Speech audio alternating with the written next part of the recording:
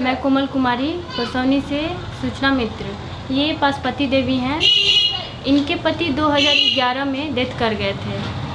इनका फॉर्म विकास मित्र के द्वारा भरा गया था 2012 में कि जनवरी माह में भरा गया था। इनके 2 महीने के बाद, इनके 40 दिन का प्रोसेस है पास होने का, जिनका ये 2 महीने के बाद पास हुआ था। पूरे 2 मंथ लगे हुए थे, पास होने को हो गया था, लेकिन इनका जो पेंशन है, विधवा पेंशन है, नहीं मिल रहा था। ये विकास मित्र के पास बार बार जा रही थी, पैसा भी दी हुई थी, उन्होंने मांगा था पैसा भी दी हुई थी विकास मित्र को, मुखिया को भी दी हुई थी, ग्राम सेवक से भी के पास भी गई हुई थी। उसके बाद ये ब्लॉक में भी कितने बार गई हुई थी, बगहा भी गई हुई थी अनुमंडल में, लेकिन इनका काम कहीं से कुछ नहीं हो पा रहा था। इनका बेटा जो है ये भी छोटा था, इनके पति नहीं थे, इनके सभी बच्चे छोटे छोटे थे। आखिर किसी के पास जाती थी, इनका काम नहीं हो पा रहा था। फिर किसी दिन इन्होंने मेरे बारे में सुना और मेरे पास रात में रोते रोते आई और अपने सारे दुखड़ा सुना रही थी और रो रही थी कि मेरा काम नहीं हो पा रहा है बाबू, कि मेरा काम करवा दो। उसके 2 दिन के बाद मेरे पास कुछ टाइम नहीं था, मैं सूचना सेवा के द्वारा ही मैं फील्ड में जा रही थी फॉर्म भरने के लिए। उसके बाद 2 दिन के बाद मुझे टाइम मिला तो मैं इनको लेकर के रामनगर गई ब्लॉक में, और वहाँ जाके आरटीपीएस से पता की तो इनका 2012 का मार्च महीना में इनका पास हो चुका था। उसके बाद मैंने वहाँ से पता किया कि ये कैसे क्या प्रोसेस है। ये मेरी पहली केस स्टडी थी।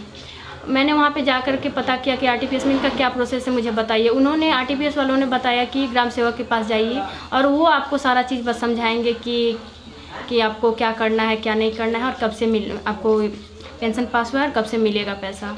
उसके बाद मैंने ग्राम सेवक के पास गया और ग्राम सेवक से जाकर के 1 बार जाके पूछी, 2 बार जाके पूछी, वो कुछ जवाब ही मुझे नहीं दे रहा था।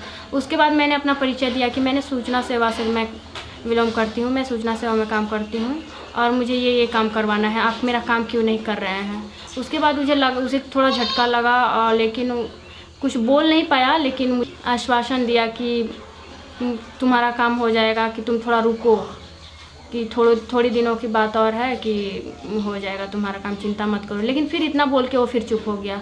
हम फिर वेट करते करते, उसका इंतज़ार करते करते मैं फिर घर चली आई। उसके 2 दिन के बाद मैं फिर गई कि काम आखिर क्या हुआ पशुपति देवी का, आप काम क्यों नहीं कर रहे हैं। फिर उसे लगा कि नहीं, इसका काम करना चाहिए। उसके बाद उसने कागज़ ढूंढ रहा था, लेकिन वो कागज़ कहीं दबा दिया था। मैंने बोला कि आखिर जब उनका पास हुआ है तो फिर उनका कागज़ कहाँ चला गया। आपने या तो उनका कागज़ फाड़ के फेंक दिया है, नहीं तो आप उसको जला दिए हैं। आप उनका कागज़ लाइए, हम देखना चाहते हैं। आरटीपीएस से जब पास हो गया है तो आपको वो कागज़ पशुपति देवी का कहाँ चला गया। मैंने उसका 2-3 घंटे तक उसके पास जाके मैंने कागज़ ढूंढवाया, लेकिन वो कागज़ कहीं दबा दिया था। उसके बाद उसका पुराना वाला उसका गोदरेज खुलवाई मैं, और उसके बाद पूरा कागज़ मैं ढूंढवाई।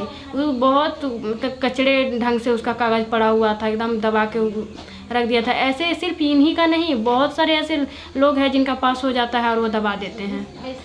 उसके बाद मैंने उनको कागज़ निकलवाया और फिर से उसमें साइन करवाया और इनको ला करके दिया, रिसीविंग ला करके दिया। इनका रिसीविंग ही दबा दिया था वो। उसके बाद मैंने पूछा कि इनका पेंशन कब से मिलेगा, तो उसने बताया कि इनका पेंशन तो इतना तारीख को पास हो गया है। लेकिन हाँ, हमको झूठ बोलने लगा कि नहीं पास हुआ है, लेकिन वो पैसा ही नहीं आ रहा था तो मैं क्या करता। बोले कि जब पास हो गया है तो पैसा कैसे नहीं आएगा, पैसा आना तो एकदम आप झूठ बोल रहे हैं कि पैसा नहीं आ रहा है। तब जाके उसने बताने लगा कि देखो ये बात इधर उधर मत बोलना कि पैसा इसका मिल रहा है कि मिलेगा।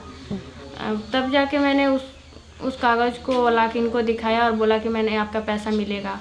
और उसके बाद फिर से जब पेंशन बढ़ रहा था तो भी उसने नहीं दिया, पैसा नहीं दिया, क्योंकि उस समय इनका कागज़ दब गया था और उतना दिन से वो खा रहा था कागज़, उनका कोई पासबुक वगैरह कुछ नहीं था तो वो कैसे देता। फिर कागज़ उसने बनाया है, पूरा उसका पासबुक बना दिया है। मैं खुद जाके पासबुक बनाई हूँ, वहाँ पे जा कर के बैठ के मैंने पासबुक बनाया है।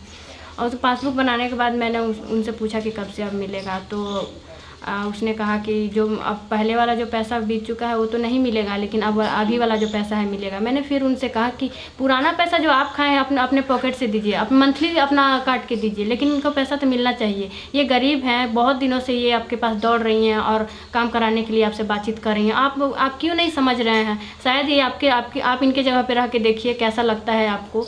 गरीबी के आड़ पे आप आके देखिए, आप भी तो हैं हरिजन जाति के हैं, आप भी उतने गरीब परिवार से बिलोंग करते हैं। आप क्यों नहीं समझ सकते हैं? आप तो बहुत बढ़िया तरह से समझ सकते हैं।